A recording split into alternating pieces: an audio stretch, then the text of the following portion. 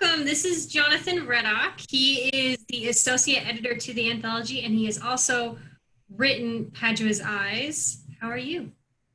I'm good. Yeah. Well, Why don't you tell us? Yes. Why don't you tell us a little bit about yourself and what inspired you to write your story? okay, a little bit about myself. I'm originally from California and I've lived in Utah for, I don't know, maybe a decade or so. And I've got two little girls that take up half my time and they're adorable and I love them. And they're also insane little monsters. Okay, and then, Monsters. yeah, sorry, what? Cute monsters. Yeah, they are cute. And then, so what was the other half of the question? It was about, And what okay. inspired you to write the story? Okay, I love horror, but I don't normally write in it too often because most of my style of writing is sort of on the humorous side, I guess. Yeah. But there was a contest at this sci-fi and fantasy magazine that I entered, and it was kind of a quirky sort of contest. This was back probably over 10 years ago when Twilight was still at the peak of Twilightness. Yeah.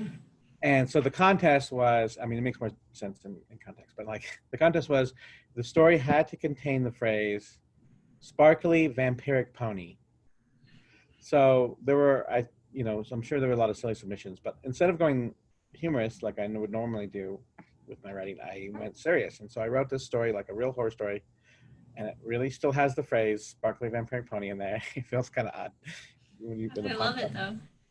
though. I got first place, but they decided they switched editors and they decided the new editor didn't like the contest and thought it was silly and decided to cancel it. But I had already Sad. kind of won, and so I was sort of in this like limbo position, and it was really sad. So it didn't get published because of that. But it felt good that I got the most votes. So yeah. Anyway, and so when I heard about this anthology, and I'm like, I don't want to write a new horror story from scratch, especially since it was like past the deadline already. I was Yeah. like, I found it and I dusted it off. I'd never send it anywhere else because it's like this is this kind of silly concept. But I edited and updated it, and then we submitted it, and that's the rest is history, I guess. So, Yeah. Yeah. Well, we're glad to have you. It's one of the more unique stories, and I think it's really fun. yeah, yes, it's definitely that. Yes. Well, and tell us more about what else have you published? Like you had a poem published, right? Yeah, actually, in the same sci-fi and fantasy magazine, I received $10 for a poem that I wrote. It's a haiku. I should dig it up because it's really actually pretty good, I think. And it's about it's like I think it's called the Rage and Bone Shop, and it's about a shop. It's a haiku, so it's right, but it's basically to summarize on haiku in words that are longer than the actual haiku. It's about a shop where you can buy the rage of bulls and things like that. So like they're bottled up. Okay. Yeah, you should share it, and then we can all Yeah, enjoy I it. have to find it. I don't know. I mean, I have a copy of the issue somewhere, and I can't. Yeah. I'm not sure that's located. But it's kind of cool to go to like the bookstore and see your name and your poem Yeah. in the store. It's like, wow, look at this. That's me right there. So Yes. I mean, the $10 I think was silly, but like why even pay at all? This is, And writers are now not you're published. You're a paid published writer. true. Yeah. Yeah. I interned for Ancestry Publishing. I mainly worked Yeah. on the magazine, and I had this two-page spread that I did a lot of editing, but the writing I did was there's a two-page spread which was I researched all these sort of genealogical and events or like things like Scottish heritage festivals and things like that, and then Mhm. I'd research them all, find them, put them in the calendar, and then I would do little write-ups, and like this was really fun because I would make it kind of like silly. I don't know if you've I think I might have shown you a couple, but they're like kind of funny and they have like little puns and things. Like I think one was called like digging up the past, and it was about going to Oh the graveyard. yes, yes, yes. You've shown me. Yeah, so there's like those. So I did that for like 8 months, and so that was really cool because I could go to any bookstore in the country and see my magazine, and then like open it up the page, and there's my name, editorial intern, and then I could go to page 12 and 4 or 13 and 14, 12 and 13, one of those, 12 and 4, 13 and 14, I think, and see like, hey, this is my writing right here. That's so cool. So that was really fun. And I was paid for that, of course, because it was a paid Yeah. internship. What other jobs have you had with editing and formatting that are the most notable to you? Oh, sure. I mean, I've done lots of freelance work over the years. I've been Mhm. in charge of student publications. and also I was an editor supervisor at a company that we edited assessments and things like that. And then, yeah, I was paid to work on all sorts of different things, and I had different staffs that worked for me and things like that. One of the coolest things that I worked on was the last semester of my editing program at school. You know, we created a magazine, and we created a magazine that became really popular, and so the students still. Our magazine was so good that like the students decided to just do that magazine every semester, and so they Oh, continue. cool. So they still make our magazine because they used to do like a whole new magazine each class, but now they all work on that same magazine because it was such a good idea. So I'm really proud of that work we did. I was the managing editor of that, and it's I think it's actually gone on to win some awards and things. So it's like really Oh, awesome. So that's it's kind of like my legacy, you know. right. So it's really cool to like create something that's like really cool, and then the next generation makes it better and better. And like, Exactly. I like to check in on it every semester. Like it's like a really good Really? time. Yeah, it's a Uh, travel magazine. It's stowaway if you ever want to check it out. I think you can read yeah, it. we'll post it in the description below. Yeah. Cool. Well, tell me about your challenges and your favorite moments in Collected Darkness. Oh, okay.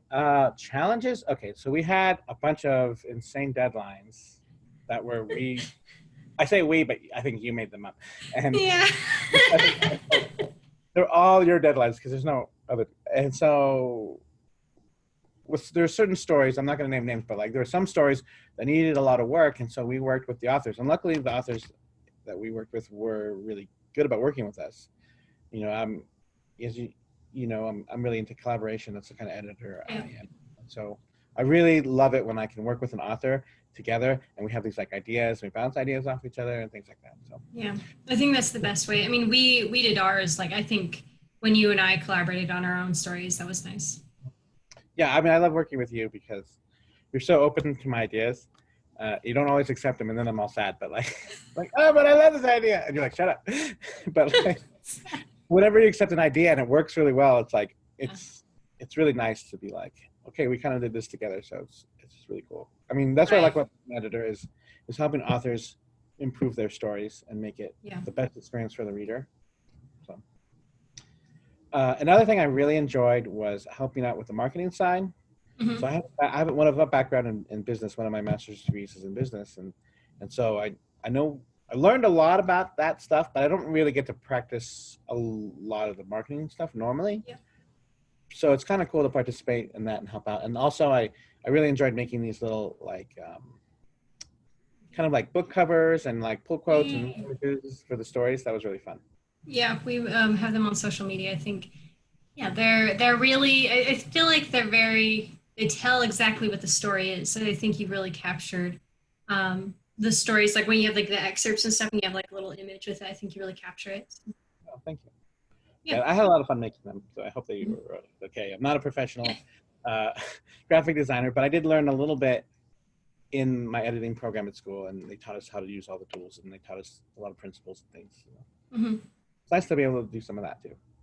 Yeah. No, we're glad to have you. We're excited for next anthology. Well, no. Yeah. So tell us a little bit about what you're working on right now, your current projects. Oh, okay. Well, I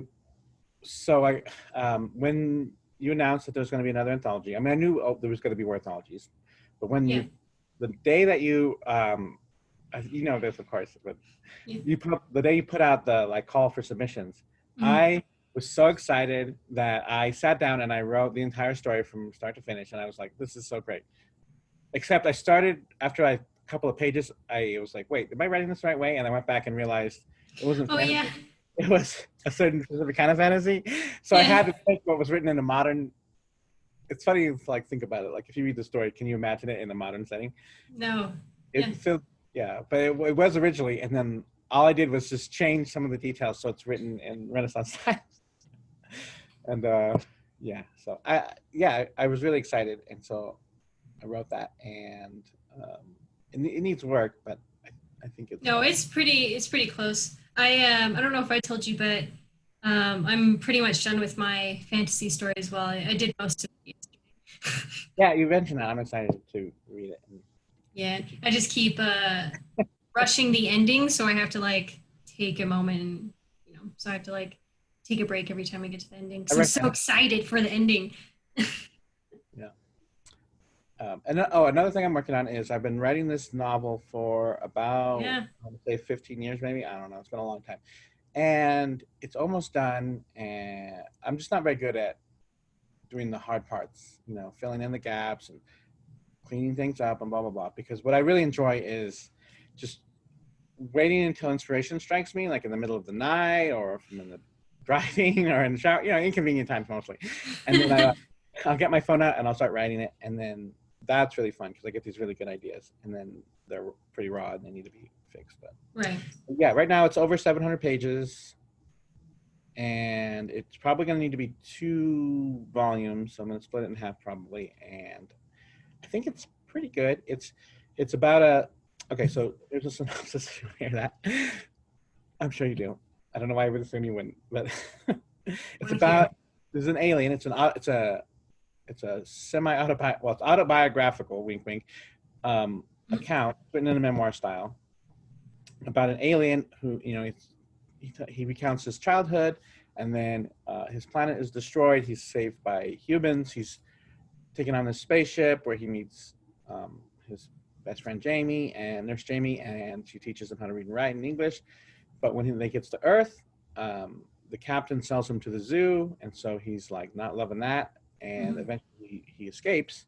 He joins the Mexican circus, but he gets recaught, and so he realizes the only way he's really going to escape is by uh, using the legal system to emancipate himself. So he kind of gets a lawyer and figures it all out, and he gets his spoiler alert. No, don't tell us the end. And who knows what happens? Maybe he's in jail forever. Anyway, that's the first half. I probably won't explain the second half just because I want you to want to read it. I guess. Well, you already know the plot, Yes. yeah, and it's really funny, and I try to write it in a realistic way while also being funny. So I don't know if I achieve that very well, but Well, you uh, do a lot of notes, and I like that a lot. I like when stories do that because it's kind of like a break. You're like, oh, I'm reading this, and it's like, oh, jump down, look at this. it's chock full of footnotes. It's like probably 20% footnotes, maybe more. There's one chapter that's just all footnotes. So I don't know, but yeah, it's something I need to finally finish. I keep thinking I'm gonna get to it, but I kind of keep putting off finishing. You can do it. I believe in you. We'll do another 30-hour session. Yeah, let's do it. We did that for my book, so not Collective Darkness, my own personal thing, and can't thank you enough. Yeah, We'll that's do really that good. for you. Huh? So yeah, I think it turned out really good. Yeah, me too. Yeah. Okay. Well, cool. Do you have anything else you'd like to tell the audience or your listeners? Anything you're excited about? Um, well, I'm really excited for the next anthology. I think it's going to be good, Yeah. and I think we've sort of worked out a lot of kinks in the system, so I think it'll go a lot smoother. Hmm. But I think Collective Darkness turned out really well, and I'm excited for it to hit the shelves like in 10 days. Is that it, or something like around that? Yeah. What is so this recording is happening on the 25th. So yeah, almost almost a week and a half, about a week and a half kind of thing. So yeah. And how much is it on what you call it? Amazon's So Amazon. it's gonna be so for the print it's $7, and then the ebook is going to be 99 cents for the month of September and October, and then it'll go up a few dollars, and then in Christmas time we might lower it again, but that's all just kind of depending on certain things. But And for a what long about time it'll be 99 cents. And Little Darkness will come out sometime shortly after?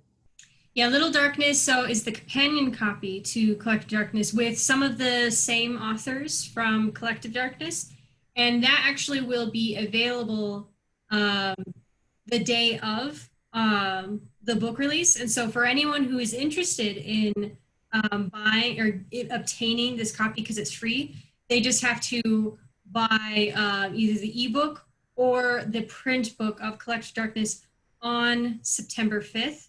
And then, message me with the receipt and then I'll send them a copy, an ebook. So, but Cool. I'm in that. I've got a poem. So, yes, it'll be fun. yay. And you're in it too. Yes, I am. Okay. Well, thank you so much, Jonathan. I really appreciate you. Of course. Bye.